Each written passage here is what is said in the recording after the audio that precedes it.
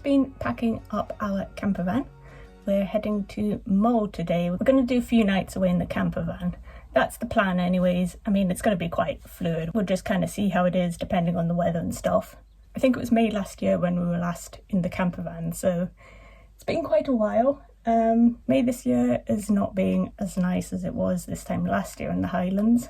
It's lovely today actually, but yesterday was bloomin' freezing. It was like March. But there was midges out, which is quite depressing. But yeah, today is lovely. So we're going to head down the Ardnamurchan Peninsula and catch the ferry over to Mull. I think it's Lochaber. It's quite a short ferry crossing, so it's much quicker than if you were going from Oban. But it should be a lovely drive down. So let's get going. We don't head quite far down as Ardnamurchan. Instead we cut over to Morven to reach the ferry crossing. I really like this area of Lochaber. It has quite a wild and remote feel to it in places, but there's also really interesting looking communities dotted along the way. We've been right down to the Ardnamurchan Lighthouse, which is the most westerly point of mainland Britain, and we had our bike ride to the Singing Sands last year, which I shared in an earlier video. But I would love to explore more of this part of Scotland, although it does look like it's serious midge territory out here, so maybe it's one to explore in the autumn or early spring.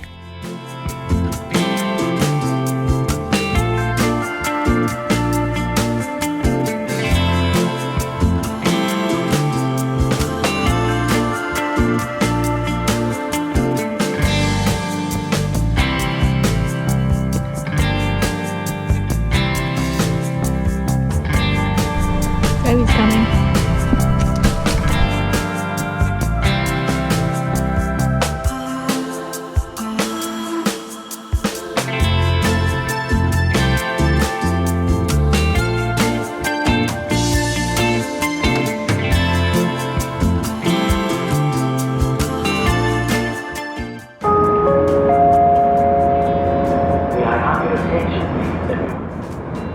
Welcome on board this Caledonian Newbury vessel.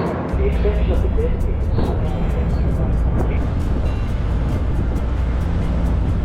It's a 15-minute ferry ride over to Mull, so it's a fairly quick crossing.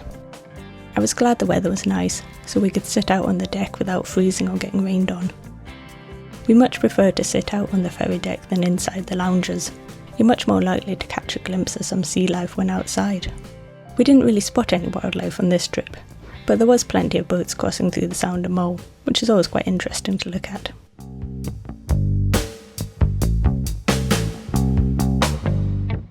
Soon we reached Fishnish and set out in the direction of Tobermory.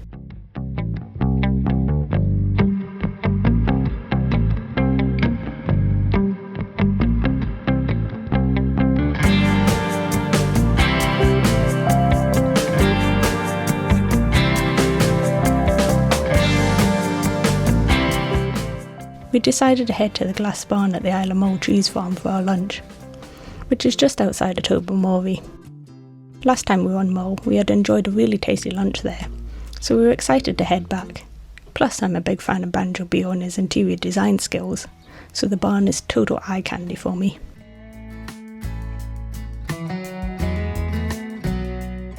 Unfortunately, I hadn't bothered to check the opening hours, and it turns out they're actually closed on Monday, so we had to make a quick plan B.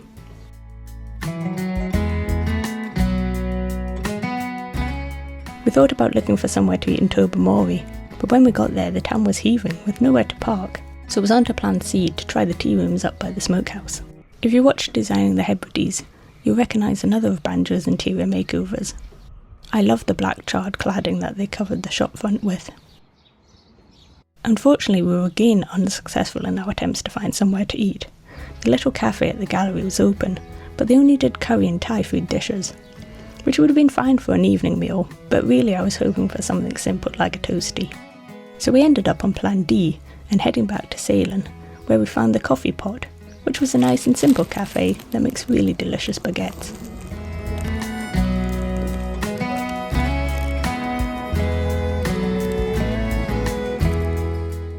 After our lunch stop, we decided to head across the island towards the Over ferry crossing, so we could check out things for the trip tomorrow before finding a nearby park up for the night. It was a beautiful bit of coastline, and I loved the 360 view I got of the loch and the mountains as the road curved around the loch side. These sheep weren't fussed about holding up the traffic, and then they decided they wanted to head back the way that they'd just come, so we got stuck behind them as well.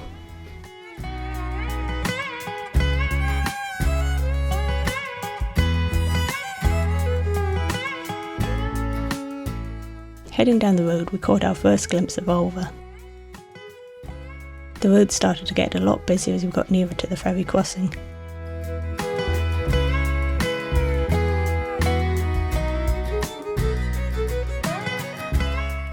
After checking things out for tomorrow, we found a lovely quiet spot to park up for the night, well out the way of everyone else.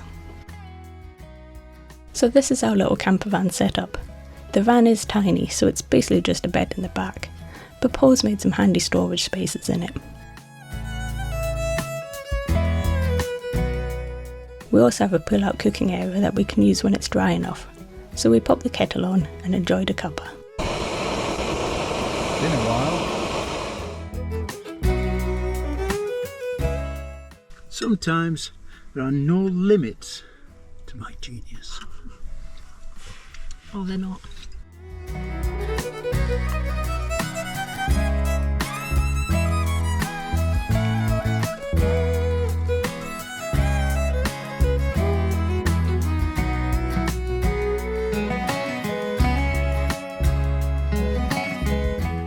We're parked up now, not too far from Ulva. We're going to try and head to Ulva tomorrow. We've got quite a nice spot that we've camped up here. We have moved a little bit further along because it was so cold down there with the wind coming right up the sea. But I'm just busy with a little weaving, doing a bookmark, trying to capture the scene out there. That view. But yeah, plan for tomorrow is heading to Ulva. I don't think the forecast is all that great for tomorrow, but it looked pretty busy down there today, so that might actually be in our favour if the weather's not as great. It might be a bit quieter, which wouldn't be a bad thing. I imagine there's been quite a big boom in tourists going over there since the Grand Hebridean Hotel TV show with Banjo Beale, but I mean, it's great that the island's getting way more tourism than it probably ever has. But you don't want it getting too out of hand. So it's best if you can try and visit these places, you know, when it's a bit quieter, so it's not quite so crazy for the locals. I think it's tough getting a good balance between tourism and locals. You certainly don't want to have a bad impact on the locals, but at the same time, tourism does provide a lot of jobs for locals, and you know, a lot of young people would probably have to leave rural areas like this if there wasn't tourism, so it's a tricky one to get right, I think. But I think when you're being a tourist yourself, you just kind of need to try and be a bit mindful about when you're visiting and being a bit flexible in your itinerary as well. You know, if a place is absolutely heaving, just move on to the next spot you find. I mean, there's so many beautiful places up in like the Highlands and the islands. But I mean, that's just my thoughts on it. You know, everyone's probably got different opinions on the matter, I am sure. But yeah. It's been lovely today while the sun's been out. But when the sun goes away, it is very chilly. So I do think tonight's probably going to be a cold one, but we've done quite a few cold camps before, so I'm sure we'll be fine.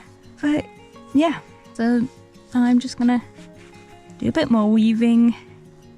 We're gonna have tea, and then we'll probably just watch a film on the iPad for the rest of the evening, and then an early start tomorrow as we hopefully head across to Ulva.